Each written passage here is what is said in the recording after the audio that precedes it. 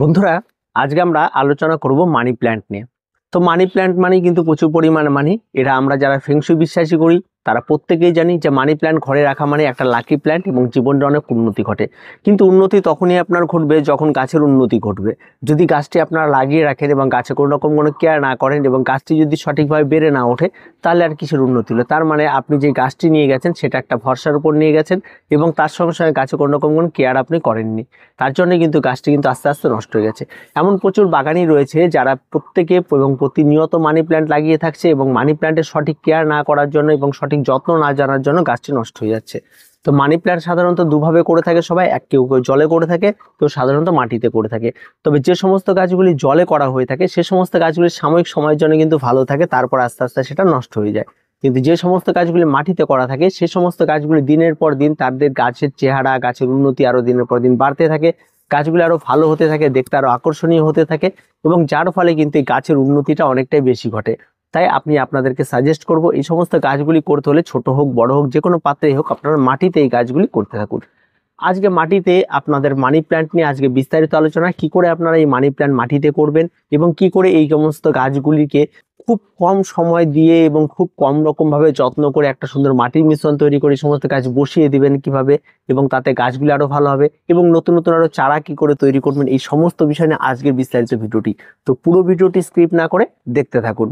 বন্ধুরা, আমাদের সবার প্রথমে একটা মানি প্ল্যান্ট কিনতে হলে আপনাদেরকে একটা চারা ক্রয় করতে হবে এবং এই চারাটি আপনারা বাজার থেকে আপনার বিভিন্ন ধরনের পেয়ে যাবেন। আপনি যদি মনে করেন যে আপনার ঘরকে শুধু মানি প্ল্যান্ট দিয়ে সাজাবেন সেটাও পারবেন। বর্তমানে কিন্তু মানি প্ল্যান্টের প্রচুর ভ্যারাইটি পাওয়া যাচ্ছে এবং এই এত ভ্যারাইটি পরিমাণে পাওয়া যায় যে আপনি শেষ করতে পারবেন না। তবে সমস্ত ভ্যারাইটি যে খুব সহজ পরিচর্যার এটা কিন্তু একদম সত্যি কথা।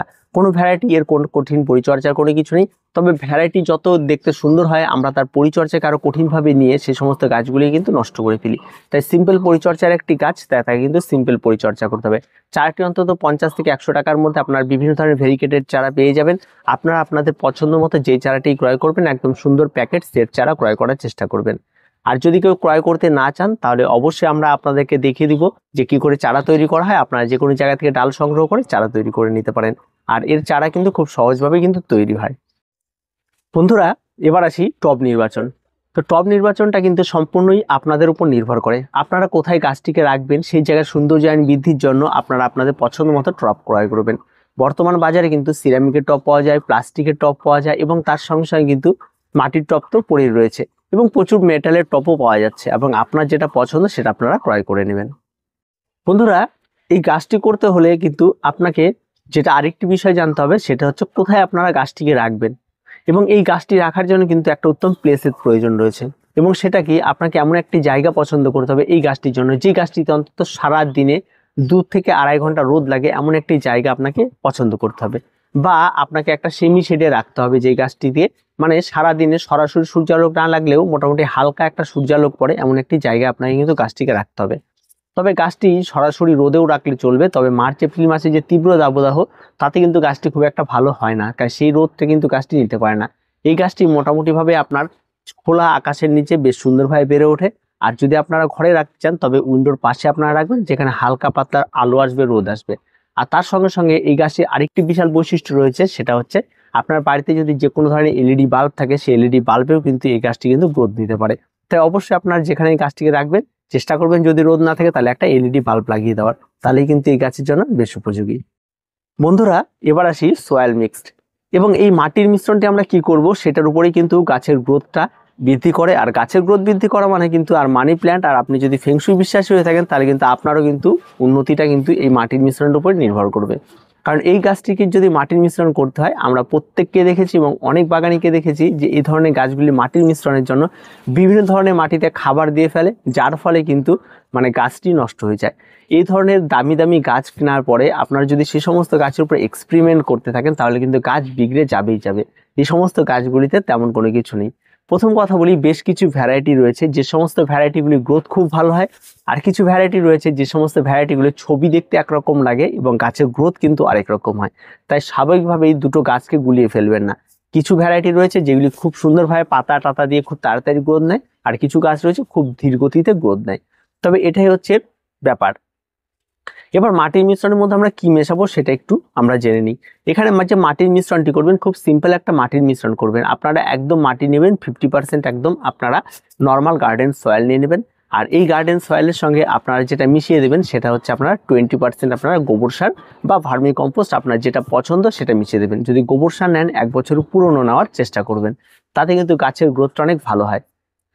এবার এর সঙ্গে আপনারা সামান্য পরিমাণ কোকোপিট দেওয়ার চেষ্টা করবেন। কোকোপিট কিন্তু সামান্য পরিমাণ 1 মুঠোর মতো কোকোপিট। আর যদি কোকোপিট আপনার কাছে না থাকে তাহলে আপনারা পাতা সার দিন। পাতা সার এখানে 10% দিয়ে দিন।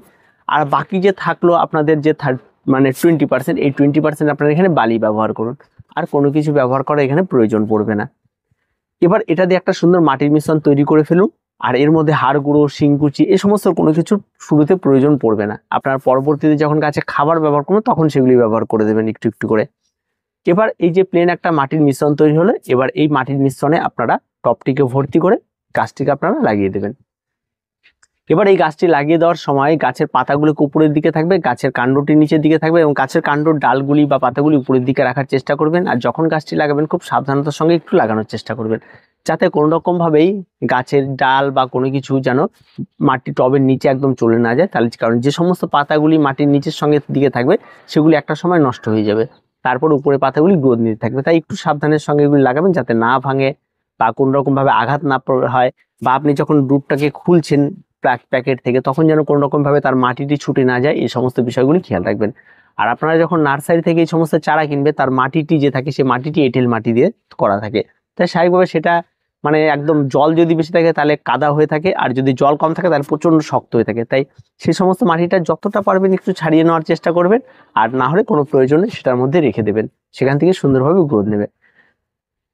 এবার গাছ লাগানো তো কমপ্লিট। এবার আসি গাছ লাগিয়ে দেওয়ার পর গাছে জল দেওয়া। আমি একটা কথা সবসময় বলে থাকি যে গাছ কখনো নষ্ট হয় না বা গাছ কখনো রোগ পোকামাকড়ে নষ্ট হয় না, গাছ নষ্ট হয় জলের জন্য। আমরা যখন এই সমস্ত গাছগুলিকে ইনডোরে করছি তখন আমরা কোনো রকম এই জলের দিকে ধ্যান দিই না। আমরা মনে করি এই জলটা একটু বেশি করে দিয়ে যাই, 2 দিন জল দেবো না। এই যে অলসতা একটা ব্যাপার রয়েছে, আপনি যখন ঘরে আপনার মানি প্ল্যান্ট আনছেন এবং আপনার জীবনের উন্নতির কথা ভেবে, তখন আপনার মধ্যে অলসতা কাজ করলে কিন্তু উন্নতি হবে না। আপনাকে কিন্তু এই গাছটিকে প্রতিনিয়ত জল দেওয়ার আগে আপনাকে কিন্তু গাছের গোড়াটিকে কিন্তু সুন্দরভাবে চেক করে নিতে হবে। যদি গাছের গোড়া সম্পূর্ণরূপে শুকিয়ে যায় তবেই গাছে জল ব্যবহার করবেন, আর অন্যথায় প্রতিনিয়ত জল ব্যবহার করার কোনো প্রয়োজন নেই। তবে হ্যাঁ, এই গাছটি কিন্তু জল অতিরিক্ত ব্যবহার করলে যে জল নষ্ট হয়ে যাবে এমন বিষয়টা নয়। শুধু যদি জল থাকে তাহলে নষ্ট হয়ে যাওয়ার প্রবণতাটা খুব কম। যেহেতু মাটির মধ্যে আপনি জল দিচ্ছেন তাই স্বাভাবিকভাবেই তার মধ্যে বিভিন্ন ধরনের ভার্মি কম্পোস্ট থাকে এবং সেগুলি পচন ধরে অনেক সময় ভেজা থাকলে, এবং সেগুলি যখন একসাথে অনেক জায়গায় পচন ধরে যায় এবং অনেক খাবার একসাথে তৈরি হয়ে যায়, যার ফলে কিন্তু গাছের ক্ষতি হয়ে যায়, রুটকে পচিয়ে দেয়, এই সমস্যাটি তৈরি হয়। তাই অবশ্যই আপনারা এই বিষয়টি কিন্তু মাথায় রাখবেন। এটা কখনোই ভাববেন না যে মানি প্ল্যান্ট জলে হয় দেখে আমি বেশি পরিমাণ জল দিয়ে দিলাম মানে মাটিতেও খুব ভালো গ্রো করবে। তো মাটিতে জল দেওয়ার ক্ষেত্রে একটু সাবধানতা অবলম্বন করে জল দেবেন, গাছের গ্রোথ খুব সুন্দর হবে। এই সমস্ত গাছগুলিতে আমি জল দেওয়ার ক্ষেত্রে অন্তত সপ্তাহে 1 দিন 2 দিন, কখনো কখনো দিই না। আবার যখন দেখি গাছের পাতা ঝিমিয়ে গেছে, গাছের পাতা ফ্যাকাশে গেছে, তখন একবার জল দিই। প্রতিনিয়ত কিন্তু কখনোই জল দিই না। তো অবশ্যই এই বিষয়টা কিন্তু আপনাদেরকে মাথায় রাখতে হবে। আর যারা ঘরের ভেতরে রাখছেন বা জানলার পাশে রাখছেন তারা তো চোখে দেখতেই পাবেন যে মাটিটা ভিজা রয়েছে বা কি রয়েছে, সেই হিসাবে আপনারা জলটা প্রয়োগ করবেন। বন্ধুরা, এবার আসি এই গাছের রোগ। বন্ধুরা, গাছটিতে যে রোগ হয় না তা নাই, প্রচুর পরিমাণে ফাঙ্গালের আক্রমণ ঘটে। আর এই ফাঙ্গালের আক্রমণগুলি তখনই ঘটবে যখন আপনি গাছকে কেয়ার খুব কম করবেন। এই গাছগুলি সাধারণত ঘরে বা বাইরে এক জায়গায় দীর্ঘ সময় থাকার ফলে এই গাছের পাতার মধ্যে এক ধরনের ধুলোবালি জমে যায়, যার ফলে একটা সময় হয় কি এই সমস্ত পাতার পত্ররন্ধ্রগুলো বন্ধ হয়ে যায়, যার ফলে কিন্তু গাছের সালোক সংশ্লেষ, বাষ্পমোচন সমস্ত কিছু বন্ধ হতে থাকে, যার ফলে সেই সমস্ত জায়গায় গাছ অনেকটা দুর্বল হয়ে যায় এবং তখন কিন্তু এই ফাঙ্গালের আক্রমণ ঘটে যায়। এই সমস্ত জায়গা থেকে আপনাকে বাঁচতে হলে সবার প্রথমে আপনাকে যেটি করতে হবে সেটা হচ্ছে গরমের দিন যদি হয়ে থাকে বা শীতের দিন হয়ে থাকে, একটা স্প্রেয়ার নিয়ে আপনাকে এই সমস্ত গাছের পাতাগুলিকে স্প্রে করে দিতে হবে। স্প্রে করে সমস্ত গাছের পাতাগুলিকে ভিজিয়ে স্নান করিয়ে দিতে হবে, যাতে গাছের পাতায় জমে থাকা বিভিন্ন ধরনের যে ধূলিকণা রয়েছে সেগুলি যেন ঝরে যায় এবং গাছের পাতা যত পরিষ্কার থাকবে গাছের গ্লেজি ব্যাপারটা অনেকটাই বেশি থাকবে। এই বিষয়টা কিন্তু অবশ্যই আপনাকে ধ্যান দিতে হবে। এবার আসি গাছে পোকার আক্রমণ। এই গাছে পোকার কোনো রকমের আক্রমণ ঘটে না, কোনো পোকার আক্রমণ ঘটে না, কোনো আদার্স পোকার আক্রমণ ঘটে না, কোনো রকম কোনো পেস্টের কিন্তু আক্রমণটা ঘটে না। তাই পেস্টিসাইডের এখানে কোনো প্রশ্নই ওঠে না। তবে আপনারা অ্যান্টিফাঙ্গাল এখানে ব্যবহার করবেন, কারণ মাঝে মধ্যে দেখবেন এর নিচের দিকের পাতাগুলো একটু শুকিয়ে যায়, বর্ষাকাল আসলে ময়েশ্চারের জন্য একটা নষ্ট হয়ে যায়। তো অবশ্যই সেই সময় কিন্তু এই সমস্ত পাতাগুলিকে আপনারা ছেটে দেবেন আর সঙ্গে একটু অ্যান্টিফাঙ্গাল স্প্রে করবেন। আর তেমন কোনো রকম কোনো কিন্তু এই গাছে পরিচর্যা করতে হবে না। তবে হ্যাঁ, যদি আপনি স্প্রেটা নিয়মিত করতে পারেন তাহলে কিন্তু আপনার গাছ কিন্তু বেশ ভালো থাকবে। তবে এই স্প্রেটা আপনারা মাসে একবার করে করলে যথেষ্ট। বন্ধুরা, এবার আসি গাছের খাবার। আমরা গাছ লাগিয়ে দেওয়ার পর প্রত্যেকে চিন্তা করি গাছে তো অবশ্যই ফার্টিলাইজার দিতে হবে, নাহলে গাছটা বাড়বে কি করে। তো ফার্টিলাইজারের বিষয়টা আমি অনেকটা এড়িয়ে চলি, কারণ গাছ নষ্ট হয়ে যাওয়ার পিছনে মূল যে বিষয়টি থাকে সেটা হচ্ছে ফার্টিলাইজার। তবে মানি প্ল্যান্টে আপনারা ফার্টিলাইজার ব্যবহার করতে পারেন, সেটা লিকুইড ফার্টিলাইজারও আপনারা ব্যবহার করতে পারেন, খোল পচা জল পাতলা করে ব্যবহার করতে পারেন। আপনারা এখানে খোল পচা জল বা লিকুইড ফার্টিলাইজার বা আপনার বাড়িতে যদি সবজি পচা জল থাকে সেটাও আপনারা ব্যবহার করতে পারেন। সেটাও কিন্তু খুব পাতলা করে আপনারা ব্যবহার করবেন। অতিরিক্ত ব্যবহার করলে কিন্তু অতিরিক্ত কোনো কিছুই ভালো না, এই গাছের জন্য কিন্তু ক্ষতি হতে পারে। তবে যেদিন ব্যবহার করবেন সেদিন কিন্তু অবশ্যই আপনারা মাটিটি শুকিয়ে নিয়ে তারপরে আপনারা ব্যবহার করবেন। একদম ভেজার সাথে সাথে টবের মাটিতে জল রয়েছে তারপরে ব্যবহার করবেন না। আর এই লিকুইড খাবারগুলি আপনারা 15 দিন বা 10 দিন অন্তর কেউই ব্যবহার করবেন না, এগুলি মাসে একবার করে ব্যবহার করবেন। এবার যারা লিকুইড খাবার ব্যবহার করবে না তারা কি খাবার ব্যবহার করবেন? তারা সাধারণত হাড় গুঁড়ো 1 চামচ, শিংকুচি 1 চামচ, এই দুটো নেবেন। তার সঙ্গে আপনারা 1 চামচ আপনারা মিশিয়ে দেবেন গোবর সার বা ভার্মি কম্পোস্ট। আর এর সঙ্গে আপনারা 4 থেকে 5 দানা আপনারা ডিএপি এটার সঙ্গে মিশিয়ে দিন। বা ডিএপি যদি না থাকে সেম রেশিওর এনপিকে যে কোনো একটা রেশিওর আপনারা 20-20-20, 19-19-19 যা পাবেন সেটা আপনারা 4 থেকে 5 দানা মিশিয়ে দিন। মিশিয়ে দিয়ে এটাও আপনারা খাবারটি মাসে একবার করে ব্যবহার করবেন। এবার এই খাবারটি আপনারা চালিয়ে যান, আপনার গাছ এর থেকে বেস্ট কোয়ালিটি হবে। ঠিক আছে, এবার আসি এই গাছের এই যে পাতাগুলি দেখতে পাচ্ছেন, পাতাগুলি একটা সময় প্রচন্ড গ্লেজি ব্যাপার তৈরি হয়। এই গ্লেজি ব্যাপার তৈরি করার জন্য আপনাকে কিন্তু ম্যাগনেসিয়াম সালফেট আপনাকে স্প্রে করতে হবে। এই গাছে যদি আপনারা মাসে একবার ম্যাগনেসিয়াম সালফেট স্প্রে করতে পারেন তাহলে গাছের কিন্তু এই পাতাগুলি সুন্দর একটা গ্লেজি ব্যাপার চলে আসে। আর এই স্প্রেটা কেন করা হয়? স্প্রেটা করলে কিন্তু প্রতিনিয়ত গাছের পাতা পরিষ্কার থাকে আর গাছের পাতার মধ্যে একটা গ্লেজি ব্যাপার থাকে যেটা দেখতে অনেকটা আকর্ষণীয় করে তোলে। তাই অবশ্যই আপনারা যদি পারেন মাসে একবার করে আপনার ম্যাগনেসিয়াম সালফেটটা স্প্রে করতে পারেন। আর তেমন কোনো কিছুর প্রয়োজন নেই।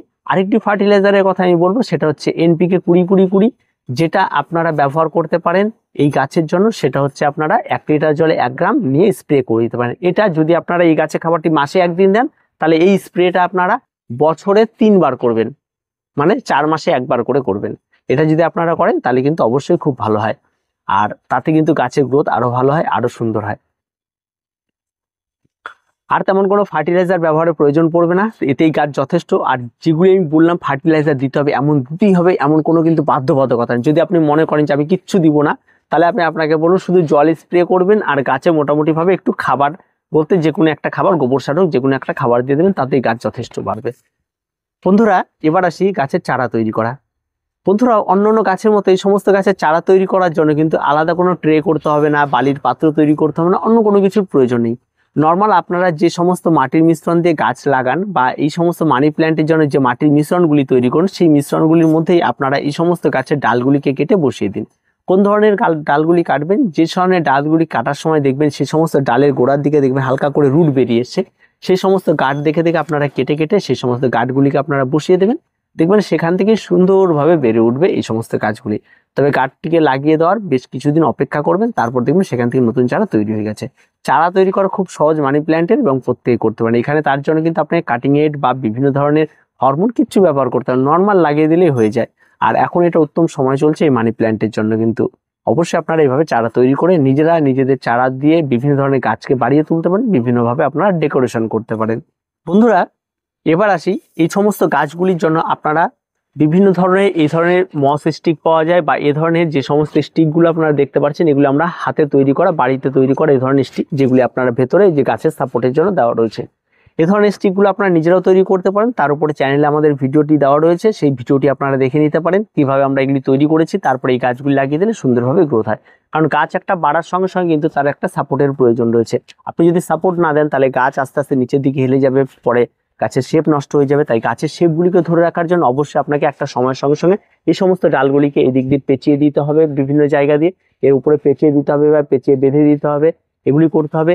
এগুলি আপনাকে সময়ের সাথে সাথে এগুলি করতে হবে, তাহলে গাছ আরো অনেকটা বেশি বুশ হবে, গাছ দেখতে আরো অনেকটা সুন্দর হবে, পাতার সংখ্যা বাড়বে। এগুলি কিন্তু অবশ্যই আপনাকে করতে হবে। তবে কিন্তু আপনার গাছটা অনেক সুন্দর উঠবে। আর সর্বশেষ বলবো যে আপনার মনিটরিং অবশ্যই আপনাকে প্রতিনিয়ত এই সমস্ত গাছের মনিটরিং করতে হবে। মনিটরিং না করলে কিন্তু এই সমস্ত কাজ ভালো হয় না, তাই মনিটরিংটা অবশ্যই মাস্ট। যদিও আপনার ছোট্ট গাছ থাকে, আপনার স্প্রে করতে অসুবিধা আছে, স্প্রে নেই, তাহলে আপনার একটা ভেজা কাপড় নিয়ে এই সমস্ত গাছের পাতাগুলিকে মুছে দিন। এটা করতে পারেন, পুরনো পাতাগুলিকে কেটে ফেলে দিন। আপনার যদি এই ধরনের মস স্টিক না থাকে, আপনার কেনার টাকা না থাকে, আপনার নিজে বাড়িতে একটা স্ট্যান্ড বানিয়ে নিন। এ ধরনের দেখুন কিভাবে তৈরি করা রয়েছে, এ ধরনের আপনারা তৈরি করে নিতে পারেন। এগুলি খুব সিম্পল বিষয়, এগুলি আমরা প্রত্যেকেই করতে পারি। আর মানি প্ল্যান্ট নিয়ে আমি উন্নতি করব, গাছের উন্নতি হলে কিন্তু আপনার উন্নতি হবে, অলসতা হলে কোনোদিন কোনো কিছু হবে না। তো অবশ্যই গাছের পাশে থাকতে হবে, গাছকে দেখতে হবে। আর মানি প্ল্যান্ট নিয়ে কিন্তু অনেকের অনেক কোশ্চেন রয়েছে, যদি আপনাদের কোনো সমস্যা হয়ে থাকে গাছের, অবশ্যই আমাদের কমেন্ট বক্সে জানাবেন, আপনারা তার অ্যান্সার পেয়ে যাবেন। তো মানি প্ল্যান্ট আর কিছু বলা নেই, সমস্ত কিছু আপনাদের জানিয়ে দেওয়া হলো। এভাবে আপনারা গাছগুলি করুন। আর এটা একটা উত্তম সময় চলছে মানি প্ল্যান্টের। আর যাদের গাছগুলো অনেক দিন ধরে একই টবের মধ্যে রয়েছে, তারা রিপোর্ট করে ফেলুন। আর রিপোর্টের মাটির মিশ্রণে যেভাবে লাগানোর সময় বললাম, একই রকম মাটির মিশ্রণ দিয়ে করে ফেলুন, তাছাড়া কোনো রকম কোনো কিছুর প্রয়োজন পড়বে না। তো ভিডিওটি আজকে এ পর্যন্তই। ভিডিওটি ভালো লাগলে অবশ্যই লাইক, শেয়ার এবং কমেন্ট করুন। আর আমাদের চ্যানেলটিকে অবশ্যই সাবস্ক্রাইব করুন।